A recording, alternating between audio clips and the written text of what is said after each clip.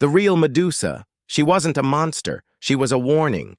They don't tell you who she was before the curse, before the snakes, before the marble-eyed death stare, before her name made warriors tremble and kings look away.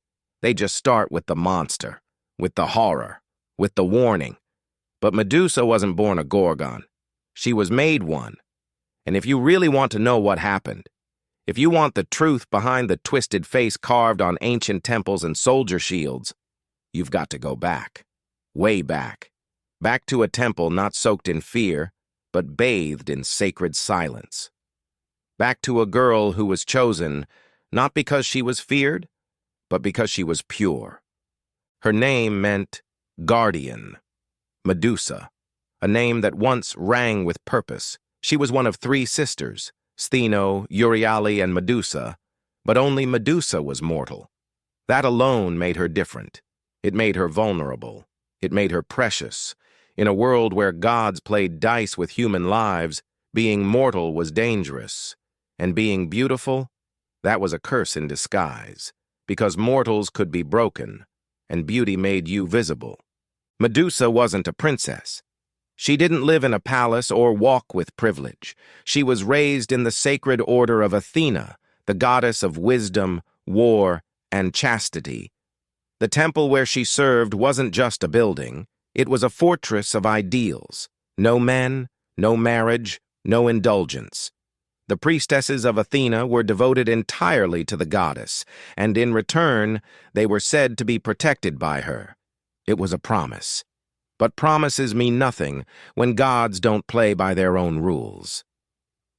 The temple stood high on a cliff, overlooking the Aegean Sea. White marble, golden banners, and walls that shimmered under the sun. Inside, Medusa prayed. She cleaned the altars. She poured the oil. She recited the sacred hymns. She didn't complain. She didn't question. She served. Her hair, long, black, and flowing like nightfall, became known among the townsfolk. They whispered that the girl in Athena's temple was the most beautiful in all of Greece, and beauty in a world ruled by gods and men with appetites was a magnet, a trap, a death sentence waiting to be written. Poseidon had everything. The oceans bent to his will. Storms danced at his fingertips. He had palaces of coral and caverns lined with pearls. But what he didn't have, what no god could own, was control over a mortal's soul. And that is exactly what he tried to take. He didn't fall in love with Medusa. Gods don't fall. They choose. They conquer. They possess. And on a day the sky cracked with thunder and the waves broke like fury, he came ashore, disguised as a man, dripping with salt and pride, and he entered the temple not as a guest, but as a god. Medusa didn't scream. She didn't fight. You don't fight the ocean. You drown in it. Inside the very temple where she had vowed chastity, she was violated. Her cries echoed between the marble columns. The sacred space, defiled. The girl, shattered. And when Athena returned, when the goddess found her temple smeared with the evidence of divine trespass, she didn't lift Medusa up. She didn't punish Poseidon. She punished the girl. Why? Because gods don't like broken things in their sacred spaces. Because purity once touched becomes a threat. Because it's easier to blame the vessel than confront the storm. Athena's justice was cold, exact, and irreversible. She didn't take Medusa's life. She took her face. She twisted it. She turned her silky hair into writhing snakes, her warm eyes into cursed mirrors, her soft voice into silence. And she exiled her. To a rock island, alone, forever. That was the cost of being seen, of being beautiful, of being mortal in a world that eats mortals for sport. They called her Gorgon now, no longer a priestess, no longer human, just a beast with a stare that killed. But did she ask for that stare? Did she ask to become the warning sign on every soldier's shield? Or was it simply survival, weaponized? The world never tells the story of what Medusa did after the curse. They skip to Perseus, to the hero, to the slayer. But years passed. She didn't roam the world, hunting men. She didn't conquer cities or terrorize villages. She stayed on that island, alone. A girl with monsters for hair and grief for company. And when men came to kill her, they always came. She didn't seek them out. She just looked at them, and they turned to stone. Because maybe it wasn't her eyes that did it. Maybe it was their guilt, their cowardice, their violence reflected back at them. What if Medusa didn't petrify people with magic, but with truth? The kind of truth that stops your breath, the kind that freezes your soul, the kind you can't unsee. And still, the world called her the monster. They say Medusa lived on an island surrounded by jagged cliffs and blackened skies, where no birds flew and the winds refused to speak. But that's not how it began. When she first arrived, exiled and alone, the island was nothing but rock and salt and sea. No monsters, no statues, no madness. Just a girl sitting in the sand, arms wrapped around her knees, trying to hold herself together when the world had already pulled her apart. She had no idea what she looked like now. Athena hadn't given her a mirror, but she could feel it. The itching, the slithering, the weight of something alive where her hair used to be. She didn't scream. She didn't cry. She just listened to the waves and the new sound in her ears, the hissing of serpents that had taken residence on her scalp. They weren't evil. They weren't angry. They were like her, twisted, changed, born from something they never chose. Her first instinct was to cut them off. But when she raised a jagged shell to her head, one of them coiled gently around her wrist, not attacking, not biting, just stopping her. And in that moment she understood. These weren't curses. They were companions. They were survivors. They were her reflection now. A crown not of gold, but of consequence. The first man came weeks later, a hunter, lost, hungry. He saw her in the distance and thought she was a mirage, a woman on a rock, beautiful from behind. But when she turned, he didn't even have time to scream. 1 second, breathless. The next, stone. A perfect statue with wide eyes and parted lips, forever frozen in the moment his gaze met hers. Medusa dropped to her knees, not out of power, but panic. She hadn't even spoken, hadn't moved, just turned. And now a human life had ended at her feet. That was the day she realized what Athena had really done. She hadn't just made her untouchable, she'd made her deadly. More came. Warriors, opportunists, some looking for glory, some chasing bounties, others just driven by stories of a monster whose head could bring riches beyond imagination. Medusa stopped counting after 10. She didn't want to. Every body that turned to stone was a reminder. She wasn't safe to look at. Not anymore. She tried covering her face, wrapping it in cloth, hiding in caves. But it didn't matter. The moment they saw her, even a glimpse, the result was always the same. And slowly, the island became a graveyard of statues. It wasn't long before the nightmares started. Not the kind where you run, the kind where you remember. She dreamed of the temple, the touch, the betrayal, the silence that followed. Over and over again, she would wake up with her snakes coiled tightly around her neck like they were trying to protect her from something she couldn't escape. The girl who once served the goddess of wisdom now wandered in the dark, barefoot and broken, asking questions no one would answer. Why me? Why this? Why turn me into the thing they all fear? But somewhere in that dark, something shifted. Medusa began talking to the statues, not because she was mad, but because she had no one else. She gave them names, stories. The hunter became a father searching for his son. The warrior was a poet who had forgotten how to love. She told them what she remembered, about home, about the temple, about the sound of footsteps on polished marble and the cold sting of olive oil on her hands. She told them everything because they couldn't leave. They couldn't judge. They couldn't look at her like she was broken. Over time, Medusa stopped hiding her face, stopped wrapping herself in shadows, not because she didn't care, but because she realized something powerful. They came to kill her, and she was still standing. They came to erase her, and she was still here. The gods didn't protect her, so she would protect herself. Her island became her fortress, not a place of torment, a sanctuary, a warning. If you came in peace, you'd never see her eyes. But if you came with steel and greed and lies in your heart, then the last thing you'd ever see was the truth. And oh, the stories people told. They said she howled at the moon, that her snakes drank blood, that her eyes glowed with fire, that her body was twisted and vile, but no one who said these things had ever seen her, because those who saw her didn't live to speak. So the myths did what myths always do. They filled the silence with fear. They turned survival into savagery, pain into punishment, and a girl into a monster.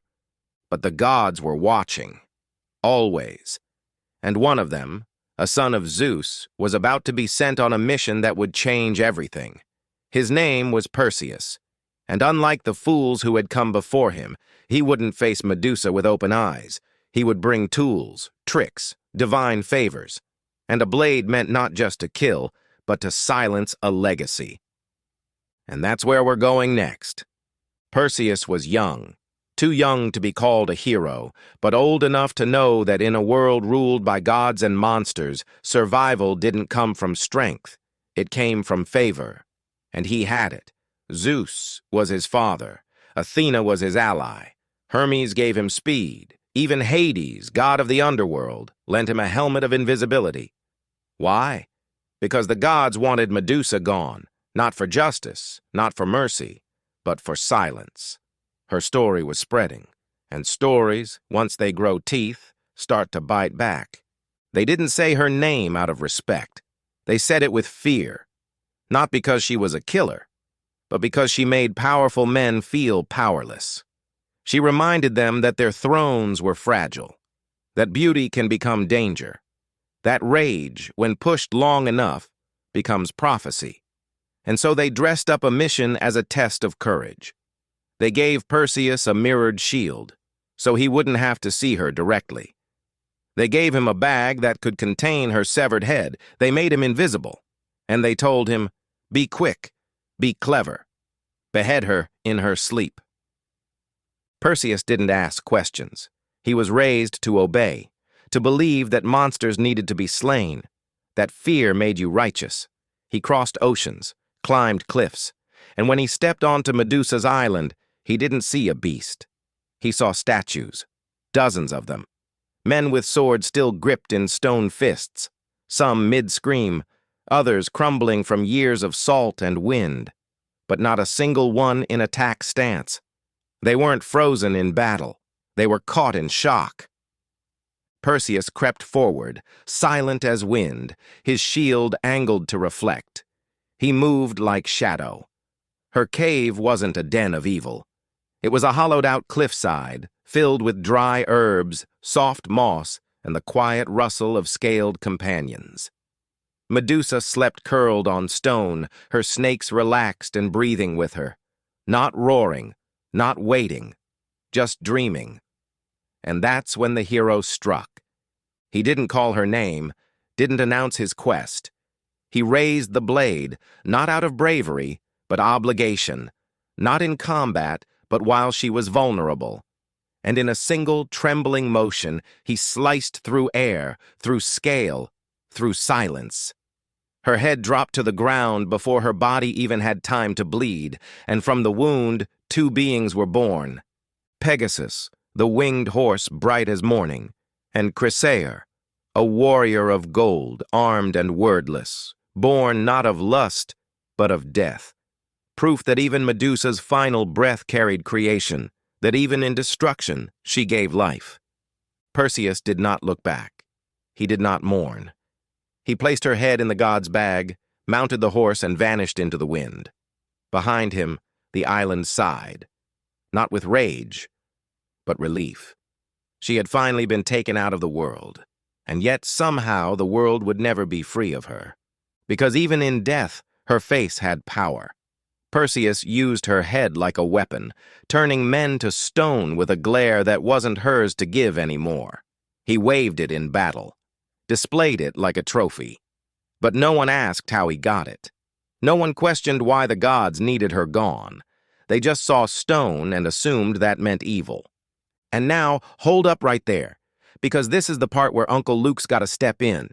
If you're still with me, if your jaw's already dropped halfway to the floor, then hit that like, smash that subscribe, and drop a comment below telling me what you think the world's been hiding from us, because these are the stories they don't teach you. These are the truths hiding in plain sight. And we're not even done. Not by a long shot. All right, let's keep going. They say Athena took Medusa's head and placed it on her shield, the Aegis, so she could use it to strike terror into her enemies. Imagine that. The goddess who cursed the girl now using her severed image as armor. Not her kindness, not her wisdom. Her warning, carried into every war, every siege, every judgment. Medusa had become a symbol, not of horror, of retribution. Artists carved her into stone walls to ward off evil. Mothers whispered her story to daughters not as fear, but as lesson. You can serve, you can obey, you can be good, and still, you will be punished. So when they call you a monster, be one. Be so terrifying they write legends about how to survive you. That was Medusa now, a warning etched into history, a mirror to every generation. This is what happens when you hurt a woman and call it fate. But here's the thing no one likes to say out loud. Perseus never saw Medusa for who she really was. He never looked, not once, not even in her final breath. And so the myth lived on, that a hero slayed a beast. But no one told the truth, that a god sent a boy to murder a girl in her sleep because her silence wasn't enough. And if that sounds familiar, it should. Because every era has its Medusa. Every generation names a woman who's too loud, too broken, too powerful, too much, and turns her into a warning. They carve her into myths, twist her story until you can't recognize her anymore, but underneath the snakes, the curse, the legend, she's still there, still watching, still turning lies into stone. And we're not done yet. In the next section, the real twist comes. The one the myths really tried to erase. They paraded her head through cities like it was a prize, a trophy of order over chaos, a symbol that the gods still had control. But the moment Athena placed Medusa's severed face on her shield, something happened that no one expected. Instead of silencing her story, it immortalized her. Instead of erasing her pain, it weaponized it. And every time that shield led an army into battle, Medusa's fury stared back at the world, unblinking, undeniable. The thing about making someone a symbol? You can't control what they come to mean. In some cities, Medusa was painted on doorways, carved into helmets, inked onto skin. Not to repel monsters, but to declare, "Do not cross me." She became the face of vengeance, the emblem of violated sanctity, a reminder that the world doesn't get to decide who becomes dangerous. And over time, something strange happened. The people who once feared her started honoring her. In Athens, a few poets dared to whisper that maybe Perseus wasn't a hero. Maybe he was just a butcher with divine protection, a tool. They wrote verses in secret about the girl who served faithfully, the woman cursed for being a victim, the spirit who watched the world from a bag slung across a killer's hip. In Sparta, warriors began sketching her face on their shields, not out of fear, but respect. Because deep down, every soldier knew Medusa didn't attack anyone who didn't come for her first. The whispers traveled through time, through ink, through sculpture. In Rome, Medusa showed up in mosaics, not as a horror, but as a protector. They placed her over babies' cribs, carved her onto tombs, embedded her in the heart of temples. She had become what the gods never intended, sacred again. And then the world changed. The myths aged. The gods fell quiet. The marble cracked. But Medusa, she didn't fade. Her image just kept showing up, in cathedrals, in paintings, in fashion, in rebellion. And each time, her meaning changed. She became a symbol for women who wouldn't apologize, for survivors who wouldn't stay silent, for anyone who had been broken and remade themselves in fire. By the 20th century, Medusa wasn't just a myth. She was a movement. In art, she became a mirror. In literature, a muse. In politics, a rallying cry. And in the deepest corners of feminist thought, she was a goddess of rage. Not because she killed, but because she was punished for surviving. People finally asked, why was she cursed and not her abuser? Why did the gods protect the one who violated and exile the one who was hurt? And suddenly, the myth cracked wide open. People began retelling her story through her eyes. Not Perseus's, not Athena's, Heren. They rewound the legend and looked at the girl, not the monster. They saw a priestess, a victim, a warrior forged by pain, and most importantly, they saw how her silence had been manipulated. That's the twist. That's the part they don't carve in stone. Medusa's greatest curse wasn't her gaze. It was that no one ever let her speak. Her story, like so many others, was told for her, over her, around her. She was used as a tool, a threat, a reason to fear women's anger. But what if she had spoken? What if she had told her version before the blade came down? Would we have seen the truth? The truth is, she never stopped speaking. She just spoke in the only way she was allowed, through reaction, through statues, through silence, through symbols, through centuries of being misunderstood until finally, someone asked the right question. What if she wasn't the villain? And that's when the fear turned to power. Museums now display her not as a beast, but as a mirror. Writers dedicate entire works to her legacy. Protesters hold up signs with her face, not to shock, but to declare, I've been through it, I survived, and now you'll see me. The face that once turned men to stone now melts illusions, and here's what still chills the spine. The most powerful men in history always knew what Medusa represented. That's why they feared her. Not because of magic, but because of what she revealed. That fear can't kill a woman's voice. That pain doesn't make her weak. It makes her unforgettable. And in a strange, full-circle kind of way, Athena knew that too. That's why she wore Medusa on her shield. Maybe it was guilt, maybe it was penance, or maybe it was acknowledgement. That in a world of gods and monsters, Medusa became something else entirely. A myth that fought back.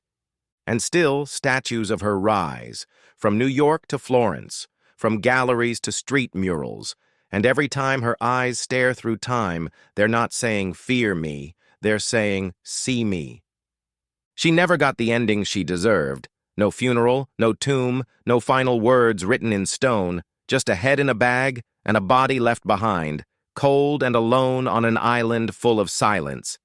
That's how the world thought her story ended, with a blade, with blood, with a so-called hero walking away. But Medusa's story didn't end there. It never ended at all, because legends don't die when their hearts stop. They die when they're forgotten. And Medusa? She was remembered in every shadow, every scream, every story where a woman was blamed for the violence done to her and still stood up anyway. She wasn't just the girl in the myth anymore. She became something bigger, a symbol passed like a torch from age to age. Every time the world tried to hide her behind fear, she grew sharper, louder, more undeniable. She wasn't a monster. She was a warning that wouldn't stay buried. And now, she's more alive than ever. There are little girls with her image stitched onto their backpacks, teenagers with tattoos of her face not for vanity, but for armor. Women standing in courtrooms with her carved independence around their necks, whispering, I will not be silenced, under their breath. Her face lives in classrooms, in protests, in graffiti sprayed on broken walls where justice didn't reach. She is no longer the one who turns men to stone. She's the one who makes sure the world never forgets what happens when you look away from the truth. What started as a myth became a rebellion. And here's the most powerful part. She never had to raise a sword. She never had to conquer kingdoms. Her greatest weapon was what they feared the most, her gaze. Not because it was deadly, but because it saw too much. The cruelty, the cowardice, the lies people wrap themselves in. When Medusa looked at you, you weren't just frozen, you were exposed. And for people who built their power on illusions, that was the most terrifying thing of all. So when they say Medusa was a monster, ask them, who told you that? When they say she was cursed, ask, by who? And why? When they say she deserved it, look them in the eyes, just like she would, and ask if they've ever heard the story her way. Because the truth isn't carved in stone, it lives in the telling. She was a priestess, a daughter, a servant of a goddess who turned on her. She was violated by a god, punished for it, exiled, and then hunted. And when she defended herself, when her body became her only weapon, the world called her dangerous. But the real danger? The gods who created her story to cover their crimes, the men who built legends on her silence, the poets who rewrote her into fear because they couldn't handle what she became when she stopped being small. Medusa didn't ask to be remembered. She asked to be left alone. But once the world turned her into a monster, she refused to die quietly. She grew into something uncontainable. She became the face they couldn't unsee, and the voice they could never fully drown out. And today, when you see her face, not twisted with rage but calm, powerful, knowing, you're not looking at a warning about evil. You're looking at a warning about survival, about what happens when the world tries to break someone and fails. So next time you hear her name, don't flinch. Don't whisper. Say it out loud. Say it like armor. Medusa, because she wasn't a curse. She was the consequence. And this is Uncle Luke Tells, the place where we pull the curtain back and let the forgotten speak. If this story shook you, if it made you see things different, then hit that like, smash that subscribe, and drop a comment below. Tell me who we should uncover next, because the monsters aren't always who they tell you they are. Sometimes, they're warnings wrapped in lies. And you just learned the truth.